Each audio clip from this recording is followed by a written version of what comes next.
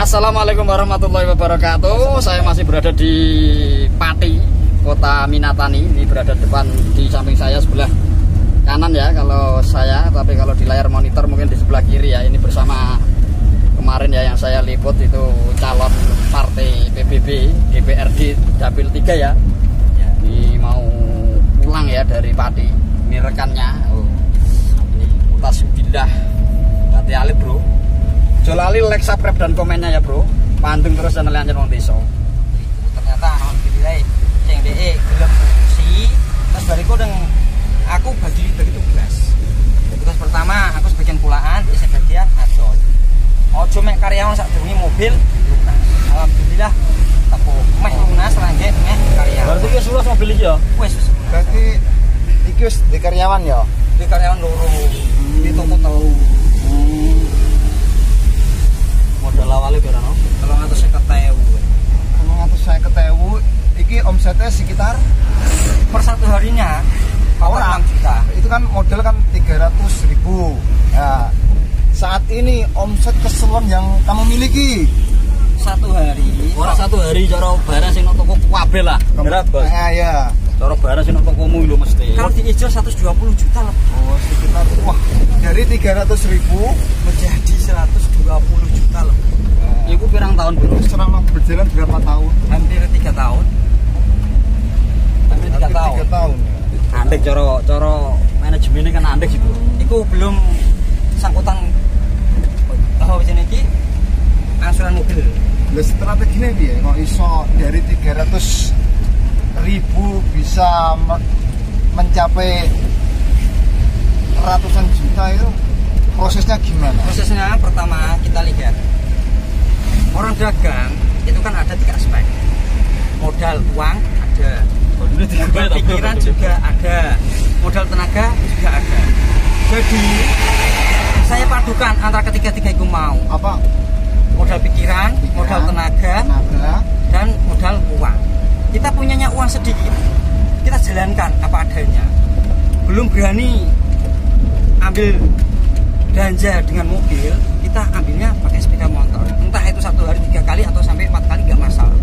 Yang penting tetap bisa jalan. Kemudian masalah hutang piutang, padahal pada saat modal 350.000 itu kan udah punya hutang 50 juta. Tapi di mobil itu di 10.50 itu. Angsuran masih punya angsuran, angsuran. Per satu bulannya 3.500.000. Dari leasing alhamdulillah ada dispensasi, tidak bayar selama 6 bulan. Orang ambien. Kemudian kita ambil manfaat dari itu. Jadi uang 350.000 rupiah dibuat beli sayur dan sembako, otomatis akan kurang. Saya ambil lebih awalnya apa? Sayur sama buah. Sayur sama buah pertama kali dikasih modal ibu 1.500.000. Jadi total keseluruhan modal itu ada 1.850.000. Modal awalnya 350.000, kemudian dipinjam, dipinjami ibu sendiri loh ya. Iku 1.500.000 waktu. Iku ruko duit.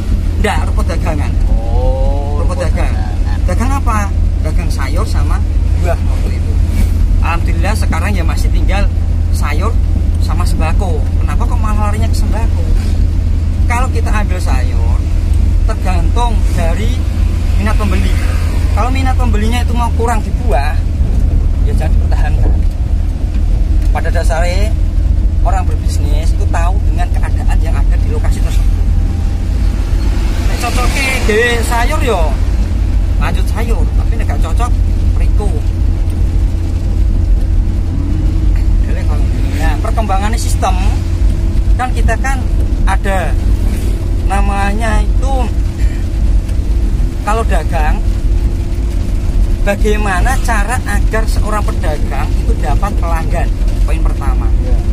Nah, pelanggan itu bisa diambil dalam waktu 3 tahun, ada yang bisa diambil dalam waktu 3 bulan, ada yang bisa diambil dalam waktu 3 jam, ada yang bisa diambil dalam waktu 3 menit. Bagaimana caranya? Strateginya kita lihat dulu masa pasar. Masa pasar yang saat itu menonjol itu apa? Contoh, kalau yang menonjol itu gula, maka harga gula harus kita turunkan. Kalau yang menonjol itu harga rokok di kalangan anak muda, maka rokok harus kita turunkan. Kemudian kalau di ibu-ibu yang menonjol apa, kita turunkan. Nah, itu jadi magnet utama ya. Itu adalah daya tarik pertama. Dan seorang pebisnis itu perlu diingat, kita jangan emosional. Maksudnya bos. Kalau seorang pedagang itu Kadang kan dia terpancing dengan emosinya, maka dia kan akan ada yang rewel gitu. Nah, pada intinya seorang pedagang itu jangan emosian. Kalau emosian akan membuang rezeki. Iya, iya. Satu kali emosi, hilang satu pelanggan. Hilang satu pelanggan. Konsepnya bagaimana pada saat kita itu baru tidak enak dalam pikirnya, kita pergi aja. Jadi pelanggan itu nanti akan dilayani oleh pasangan kita. Kalau pasangan kita juga kurang enak pada saat melayani, maka yang dilayani jangan dia, jangan orang yang rewel. Ambil orang yang lebih mudah dilayani. Sing rewel mau Biarkan dulu. Dibiarkan. tak didoli. Ya enggak didoli enggak. Semacam Tidak. jangan dilayani terlebih dahulu. Biar dia itu melihat harga yang ada di situ. Kemudian sistem dagang lagi. Ada namanya pakai sistem antrian. Kenapa kok malah lebih suka diantri? No, amargane message dari rumah seorang pembeli loh ya, itu udah ada message di rumah. Bagaimana cara merubah message tersebut biar dia mengantri? Maka dia akan bilang message dari rumah itu. Contoh, message dari rumah tujuannya itu membeli sabun. Kemudian dia pada saat mengantri itu kan ada orang yang totalan. Pada saat dia belanja loh ya, itu kan totalan. Contohnya piye? Ternyata ning kono ujug-ujug iki ana wong tuku ndok. Padahal iki nang omah iki target kok gak tuku ndok. Deh. Anakku tak senenge ndok. Nah, padahal dari rumah mesennya cuma beli sabun. Ternyata pada saat datang ke situ, mesin sudah berubah. Itulah metode bagaimana untuk merubah mesin seorang pelanggan loh ya. Metodenya seperti itu. Pertama kita biarkan dia itu mengantri. Setelah ada pengantrian, pasang harga. Itu metodenya seperti itu, pasang harga. Nah, terus strategi promosi supaya kita dikenal oleh pelanggan itu gimana? Supaya toko kita dikenal masyarakat itu salah satu strateginya gimana? Strategi pertama kita pasang reklam atau pasang harga. Di mana? Di sudut-sudut toko kita. Contoh, di depan toko kita kasih harga-harga atau kita pasang reklam. Contoh ya, sabun. Mungkin kalau di luar daya ada labelnya 5.000, kita jual berapa? 4.500. Kemudian ada lagi sukun putih. Sukun putih ini ada dua jenis. Sukun putih baru, kemudian dari Poden atau nih bahasa kasar itu balian sangka wong Tegawi. Di daerah Jepara terkenal Poden. Nah, itu kan ada harga beda. Kita pasang harganya. Kemudian yang dibutuhkan masyarakat di tempat itu apa? Kita pasang harganya. Metodenya seperti itu. Kemudian kita punya sarimi katakanlah 1 dus. Kalau kita naruh harga di depan toko, itu otomatis bisa memberi harga atau bisa jadi tolak ukur harga-harga toko-toko lain. Contohnya, awak dhewe duwe sarimi 1 dus, ternyata toko liya ono sing duwe sarimi 10 dus. Awak dhewe pasang reklam di depan toko, dijual 99.000. Padahal harga standarnya itu 102.000 seperti itu. Walaupun sarimi kita sudah habis terjual, tapi masih ada reklam di depan, ada pelanggan beli di toko lain, otomatis dia akan mengikuti harga dari toko kita.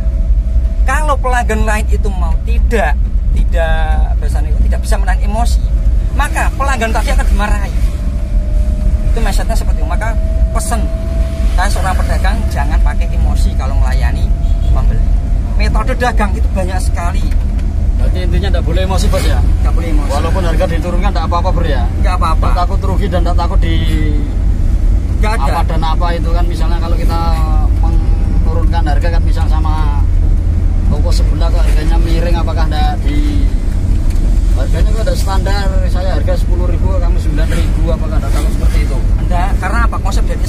seperti itu. Kita dagang jangan sekali-kali memberi harga kepada pelanggan kita terlalu mahal, kasihan saudara kita. Tetangga kita kan termasuk kategori saudara kita. Oke Bos ya, sudah dulu Bos ya. Itu adalah resep-resep daripada seorang penjual sembako ya. Modal 350.000, sekarang ngomset yang ada di toko itu ya banyak sekali, bahkan ratusan juta. Jadi itu resep-resepnya, bagaimana cara melayani penjual dan mengatur strategi berjualan sembako biar bisa berkembang. Oke bro, jangan lupa like, subscribe, komen, dan share-nya. Sekian dari saya. Wassalamualaikum warahmatullahi wabarakatuh.